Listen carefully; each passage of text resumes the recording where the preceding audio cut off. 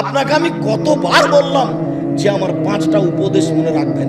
আমি আব্দুর রাজ্জাক বিন ইউসুফ আপনার জন্য জাতিকে 5টা উপদেশ দিয়ে গেলাম। এক, আপনার জীবনে সবচেয়ে জরুরি কাজ কোনটা? এর চেয়ে জরুরি কাজ পৃথিবীতে নেই, সেটা হলো সালাত, নামাজ। মনে রাখতে হবে আপনাকে।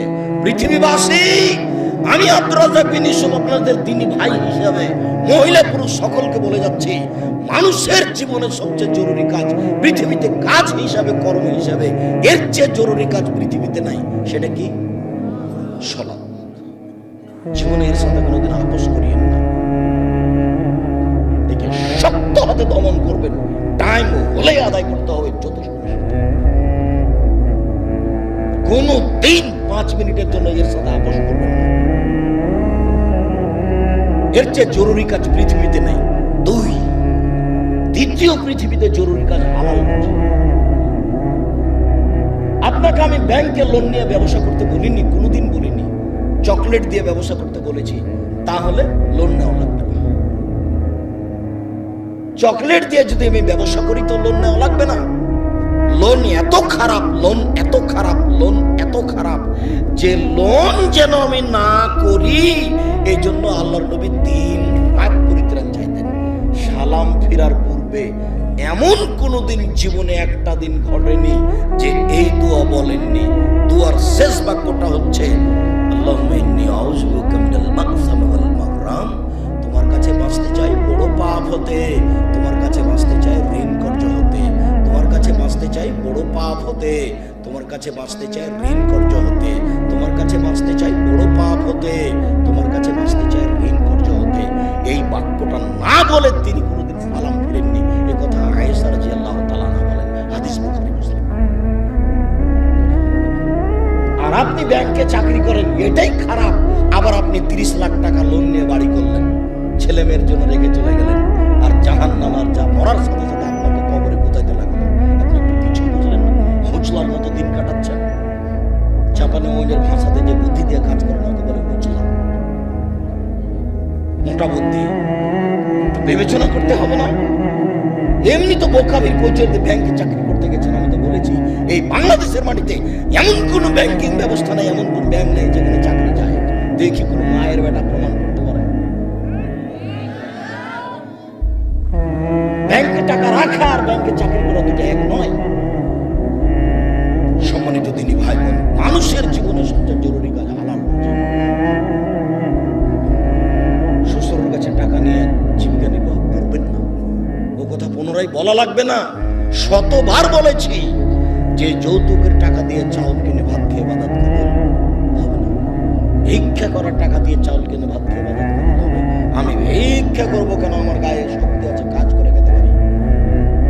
তবুও ভিক্ষা করার টাকা দিয়ে চাউল কিনে ভাত খেয়ে ইবাদত করতে হবে। যৌতুকের টাকা দিয়ে ভাত খেয়ে ইবাদত করতে হবে না। চাউল কিনে ভাত খেয়ে ইবাদত করতে হবে না। ওটা হারাম টাকা। যৌতুক শ্বশুরকে ফেরত দিতে হবে, এটা ভুলে আছে। আর আগামীকাল সন্ধ্যা হতে হতে এই ছেলে, তোমাকে বলেছি শতবার, তোমার বাপ যেন তোমার ফুফুকে জমি ফেরত দেয়, হিসাব করে ভাগ করে দেয়। আগামীকাল সন্ধ্যা হতে হতে আপনি বোনের জমি দিয়ে দিবেন। আপনার বাপ মারা 10 বছর হলো।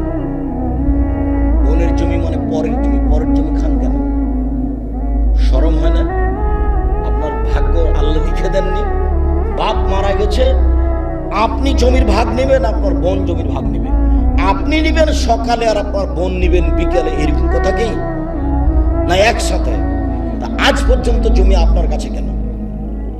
আপনাদের 4 ঘাট কোন দিক থেকে একটা লোক গেছে আমার কাছে, তো বলছে আমি অংশ বন্টনের উপরে ডক্টরেট ডিগ্রি করব, সেই জন্য আপনার কাছে এসেছি।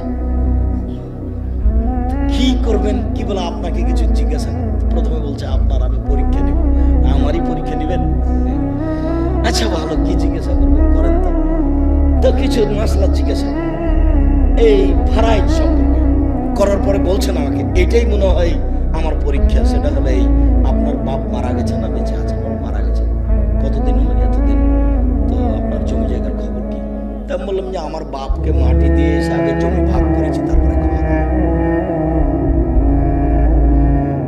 খাওয়ার আমরা আগে খাইনি, আগে জমি ভাগ করেছি তারপরে খাওয়া। যদি জমি আমি এক একটু চিনি, আমার ছোট ভাই চিনি না, কোনোদিন জমি দিয়েই যায়নি।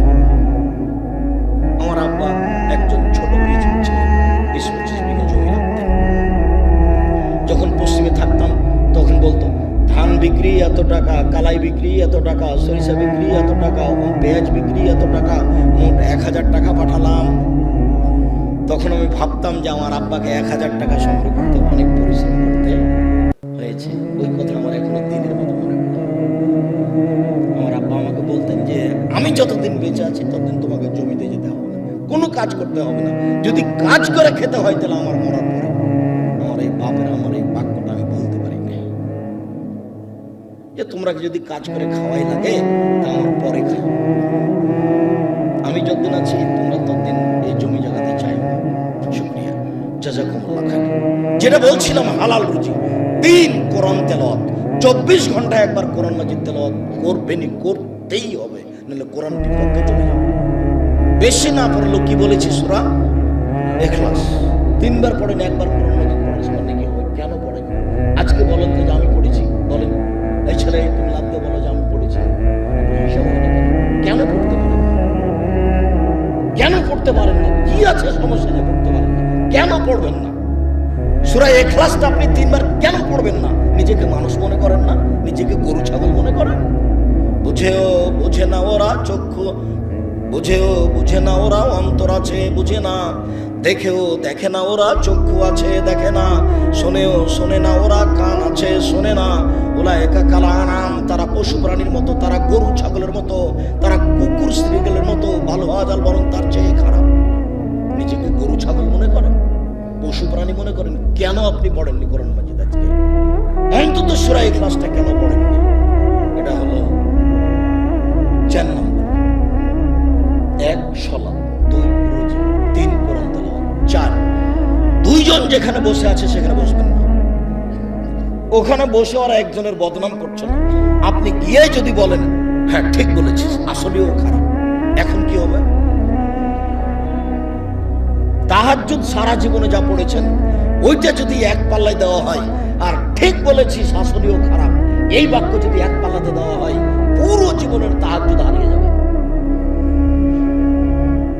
আপনি বলতে পারেন, বুঝতে পারেন ল্যাংটা মেয়েকে দেখছি আর গল্প জমাচ্ছি, এটা কত বড় খারাপ, আর মানুষের বদনাম কানে শুনছি, এটা কত বড় খারাপ, আপনাকে আমি বুঝাতে পারি না।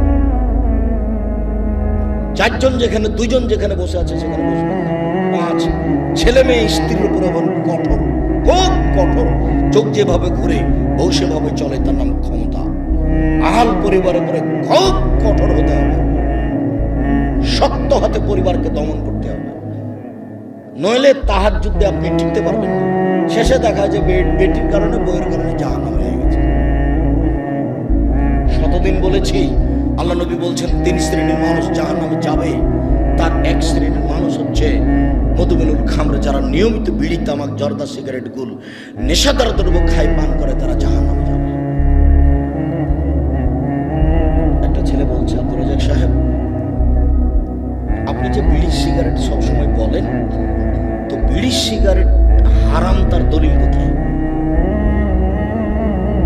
তো দলিল সরাসরি আছে, আল্লাহ রাসূল বলছেন মাসকারা কাসিরুহু ফাকালিলুহু হারাম।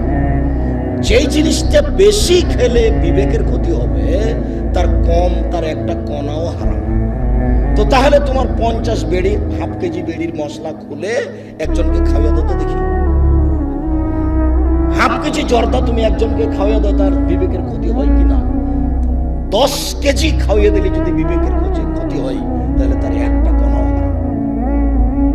আল্লাহ রাসূল বলেছেন, এক বাক্য বলেছেন এমন ভাবে কিয়ামত পর্যন্ত সারা পৃথিবীর সব জায়গাতে চলবে। কাজেই হালাল রুজি খাবেন, আর জরুরি প্রয়োজন ছাড়া কোথাও বসবেন না, আর পরিবারের উপরে খুব শক্ত, খুব কঠোর হতে হবে। সম্মানিত দিনী ভাই বোন, এই 5টা উপদেশ থাকছে। বলছিলাম আমার দিনী বোনদের ব্যাপারে একটু অনুরোধ জানাচ্ছি। দেখুন, 4টা কাজ করতে পারলে আপনার জন্য জান্নাতের সব দরজা খোলা। আপনি 4টা কাজ করেন, জান্নাতের যে কোনো দরজাতে যেতে পারবেন। আমি বলিনি এই কথা মুহাম্মদ সাল্লাল্লাহু আলাইহি ওয়াসাল্লাম বলেন। 1 সালাত খামসা, 5 ওয়াক্ত সালাত আদায় করুন। এই ছেলে, তুমি ওখানে ভাবে দাঁড়িয়ে কেন? বসো। তিনি ভাই বোন, আমি আপনাদেরকে অনুরোধ করছি, আপনারা দয়া করে দোকানপাটে কেউ থাকিয়েন না। রাস্তাঘাটে চলাচল করিয়েন না। এখন কোনো কাজ করার প্রয়োজন মনে করেন না। আপনার আমি কিছু না কিছু উপকার করবো। আপনিও যেমন কষ্ট করে এসেছেন, আমিও তেমন কষ্ট করে এসেছি। আমি 7:30 8টার দিকে বাসায় পৌঁছেছি। বরিশাল বরগুনায় ছিলাম রাতে। বরিশাল বরগুনা থেকে আমি রাতে বক্তব্যের পরে যাত্রা আরম্ভ করে সকাল 8টার দিকে আমি প্রতিষ্ঠানে পৌঁছেছি। এটা নিয়ে আমার কোনো খেয়ালই ছিল না। এশার সালাতের পরে অবগত হয়ে আমি আসলাম। আমি কষ্ট করে এখানে এসেছি, আপনি চায়ের স্টলে বসে থাকবেন? আপনাকে আমি মানুষ মনে করবো? কেন আপনাকে আমি মানুষ মনে করবো? আল্লাহ আপনাকে পশু প্রাণী বলছেন, আমি কেন বলবো? আপনি পশু প্রাণীর মতো। পশু প্রাণীর মতো না হলে আমি দিনের কথা বলছি, আপনি ওখানে বসে থাকবেন। সম্মানিত দিনী বোন, এইদিকে শোনেন। এই মেয়ে শোনো, 1 5 ওয়াক্ত সালাত, 2 সমাজ সাহারা, রমজান মাসের রোজা সেম, 3 আতাত বালা, স্বামীকে মেনে চলা, তিতা লাগলেও মিঠা লাগলেও মেনে চলতে হবে, 4 জেনায় লিপ্ত না। এই 4টা কাজ করবেন, জান্নাতের সব দরজা খোলা। 4 নাম্বার জেনা। জেনা যদি হয়ে গিয়ে থাকে তাহলে এখন থেকে কান্নাকাটি করেন। যদি আপনি খালেস অন্তরে কান্নাকাটি করতে পারেন দিন রাত, তাহলে আল্লাহ জেনার পাপটাকে নেকি দিয়ে পূর্ণ করে দেবেন। আর আল্লাহ ওয়াদা করেছেন আপনার সাথে, অনাহা নাফসা আনিল হাওয়া ফাইনাল জান্নাতা হিয়াল মাওয়া। পৃথিবীবাসী মনে রেখো, আল্লাহ তাআলা বলছেন, পৃথিবীবাসী মনে রেখো, তোমরা যদি অশ্লীল কাজ থেকে নিজেকে বিরত রাখতে পারো, আমি আল্লাহ তোমাকে জান্নাতুল মাওয়া দিয়ে দিলাম। ওটা তো আল্লাহর ওয়াদা। আপনি অশ্লীল কাজ বন্ধ করেন, জান্নাতুল মাওয়া আপনার জন্য প্রস্তুত আছে। এটা মানুষও বলেননি, এটা নবী বলেননি, এটা সরাসরি আল্লাহ বলছেন। অতএব যদি কারো জেনা হয়ে গিয়ে থাকে, বন্ধ করেন, আপনি ভালোর মধ্যে চলে যাবেন। স্বামীর সাথে ভালোভাবেই চলতে হবে। আপনার স্বামী আপনাকে গালি দেয়, এ কথাই ঠিক। আপনার স্বামী আপনাকে মারে, এ কথাই ঠিক। আপনার স্বামীর মুখ খারাপ, এ কথাই ঠিক। এরপরেও কোনো উত্তর না করে পাথর হয়ে এই সংসার করেন, এটা আমার পরামর্শ। আমি আপনার দিনী ভাই হিসেবে আপনাকে আমি পরামর্শ দিচ্ছি, যেহেতু 2-1টা ছেলে মেয়ে হয়ে গেছে, আপনি এই সংসার করেন, ওর সাথে কথা বলেন। সপ্তাহ কথা বলেন না, রান্না বান্না করে ছেলের হাতে মেয়ের হাতে দিয়ে পাঠান। আর 1 গ্লাস পানি চাইলে সামনে গ্লাসটা রেখে ঠাক্কস করে রেখে দিতে হবে। এভাবে সংসার করলে আল্লাহ অসন্তুষ্ট থাকবেন, পরকাল জাহান্নাম হয়ে যাবে। এই সংসার করতে হবে না। আমার কথা আপনি মেনে চলেন, কষ্ট হোক, মুখ বন্ধ করেন, প্রতিবাদ করিয়েন না। তার সাথে মিশে চলেন, তার পায়ের নিচে দুনিয়া শেষ করে দেন, তাকেই ভালোবেসে দুনিয়া শেষ করে দেন, আপনার জন্য ভালো হবে, জান্নাত। শেষ পর্যন্ত যদি বুঝেন যে সংসার হবেই না, তাহলে এভাবে ঝুলন্ত থাকতে হবে না। আপনি খোলা করে নেন। যে কোনো মহিলা যে কোনো স্বামীর সাথে খোলা করতে পারে যে আপনার সাথে থাকবো না, চ্যালেঞ্জ আমরা ঠিক করে দেন, কাজী সাহেব ঠিক করে দেন, আমাকে একটা খোলা তালাক টিকে দেন, আমি আমার স্বামী ভাত খাবো। আপনি করেন, 1 মাস পরে অন্য জায়গা থেকে বসেন, কিন্তু ঝুলন্ত অবস্থায় ভাবে থাকেন না। মাস বছর স্বামীর সাথে কথা বলবেন না, এটি ঠিক। কষ্ট করে, গালি সহ্য করে, মায়ের সহ্য করে আপনি চুপচাপ থেকে সংসার মেনে নেন, আপনার জন্য ভালো হবে। যদি শেষ পর্যন্ত বুঝেন যে হবেই না, তাহলে 7 দিন পার করতে হবে না, সংসার বাদ দেন। 4টা কাজ করেন, জান্নাতের সব দরজা খোলা আপনার জন্য। আপাতত কথা শেষ। আপনি আমার দিনই বোন। 1 5 ওয়াক্ত সালাত, 2 রমজান মাসের রোজা, 3 স্বামীকে মেনে চলা, 4 জেনায় লিপ্ত না হওয়া। জেনা যদি ঘটেই থাকে তাহলে মরা পর্যন্ত কান্নাকাটি করেন, যা পাপ হয়েছে সেটা আল্লাহ নেকিতে পূর্ণ করে দেবেন ইনশাআল্লাহ। এবার আপনাদের সাথে একটু জরুরি কথা, যেটা আল্লাহ রাসূল বলেছেন স্বামী হিসাবে, বাপ হিসাবে জরুরি কথা হচ্ছে, 1 যে মানের আপনি খাচ্ছেন, বউকে স্ত্রীকে সে মানের খাওয়াবেন। 2 যে মানের কাপড় আপনি পরছেন, বউকে স্ত্রীকে সে মানের পরাবেন।